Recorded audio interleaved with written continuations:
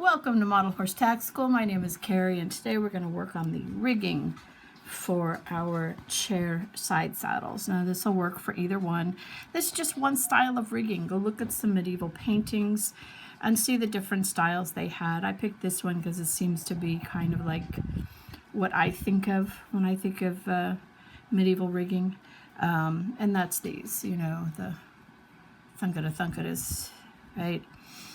Now, the pattern shows 3, but you only really need 2.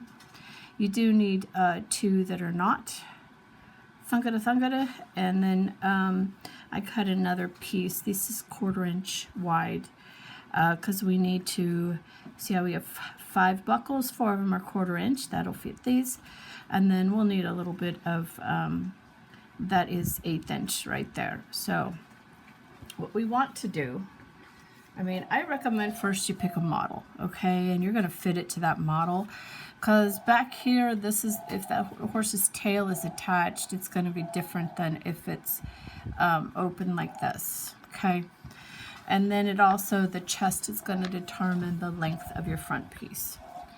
So I would definitely pick a model. And that's the one I picked for this. Usually it's a mare or a gelding, and usually gaited, because then they're less likely to be bounced off. Okay, so what we really want to do is attach to our rings here. And what we need is a buckle strap. So we want to attach it like that. And then we're going to want about that much for the buckle. Or if you want to do it this way, let's put on the buckle.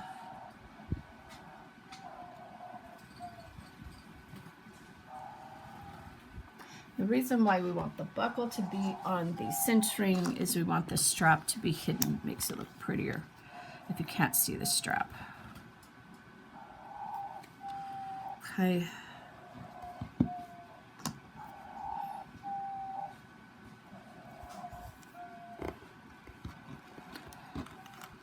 And we're going to do one on each side.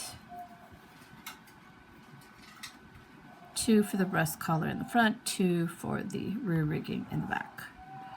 And I'm not going to do a lot of special stuff here, and it doesn't have to be very long.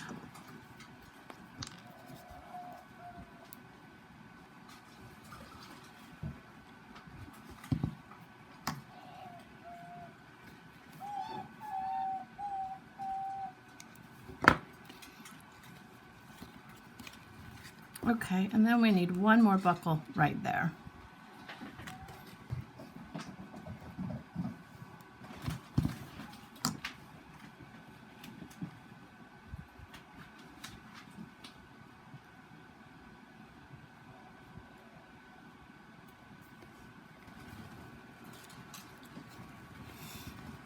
Okay.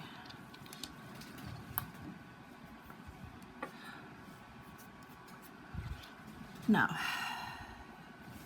this is what we need to attach then, right?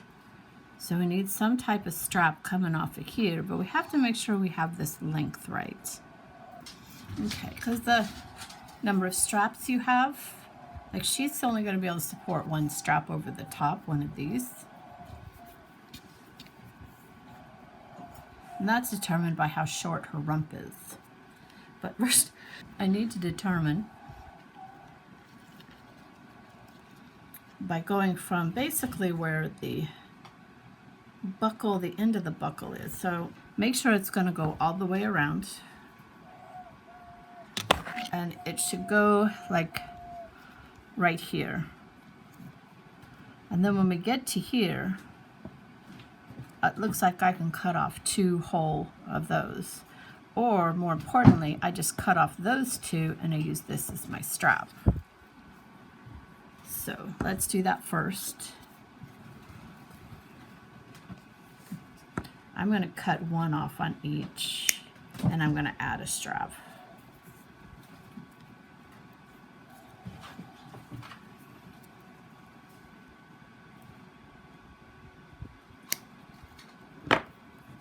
Make sure you skive. Okay. Okay, I skived one of these. Okay, so what I'm going to do, I'll do this side first since that's the one that's like under the camera. And I'm going to go ahead and glue this to that. Give it at least a 1/2 inch.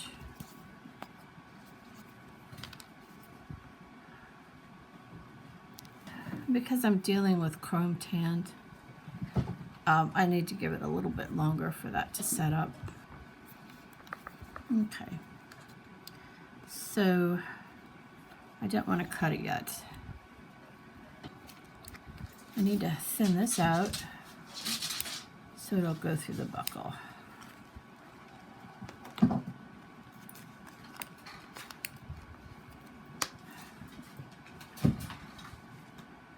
That cat just took something off my desk, because it can. And this is why we want the buckle strap. Just makes it prettier. Okay, and I'm just gonna go ahead and cut that at a slant like that. All right, and now the other side.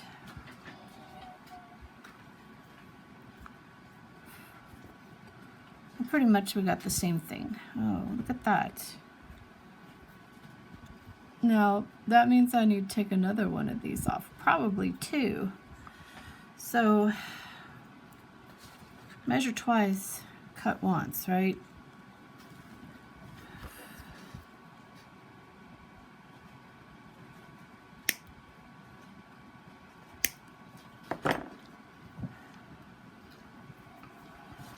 I'll go ahead and just turn this down a little carefully.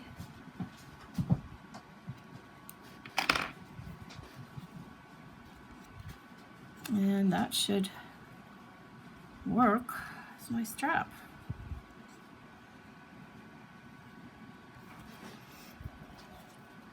Okay. So now we know that it needs a strap to keep it from falling down. So we'll go ahead and take one of these straps for the pattern piece, and we're going to put this where it's supposed to be. Okay, now what we want to do is we want to glue this. Of course, I don't like to really glue while it's on a model, but I want it to go straight across like that, right? So I'm making this specifically for her. So it's hard to like sell these as, you know. And then over here,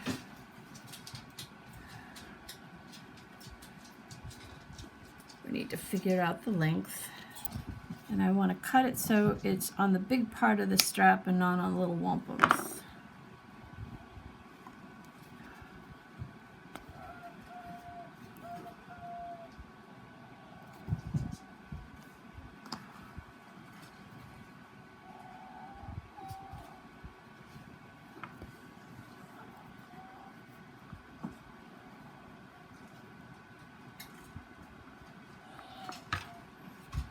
Okay, so it's back here where it's not going to interfere with the movement there.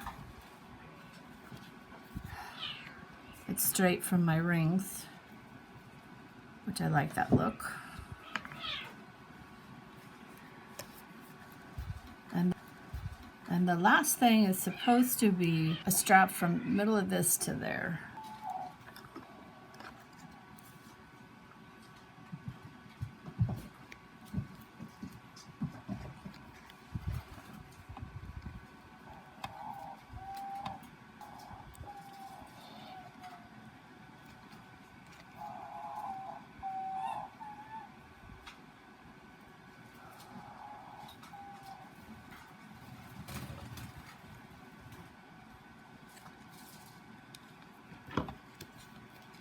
Okay, there you go.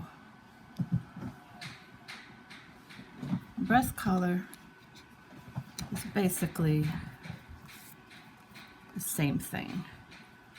We're going to take one, and I know this is going to be too long already, right? So I'm going to go ahead and take a couple of these off. Skive the end, give it a point.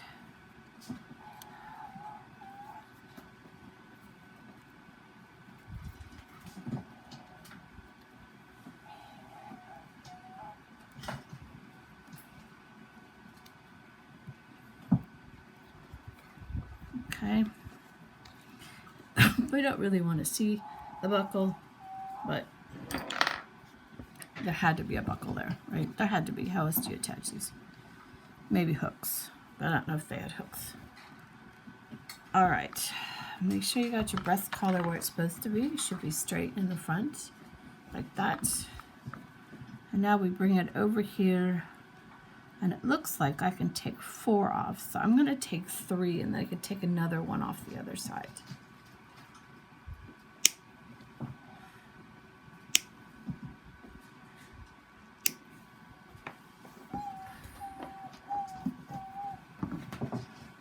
Make sure your whoopity-doos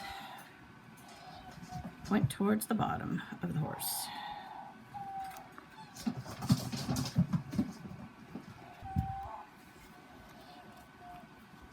All right.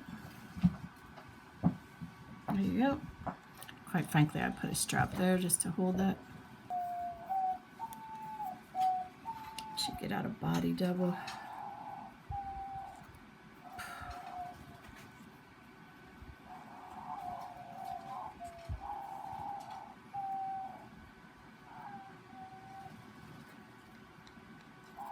Okay, so get one of these straps on both sides to keep your rigging in place, and then that will hold this all the way around, which holds your saddle in place. Okay, that's it for today. Thank you for spending time with me. Like, subscribe, tell your friends about the channel. Have yourself a really good day.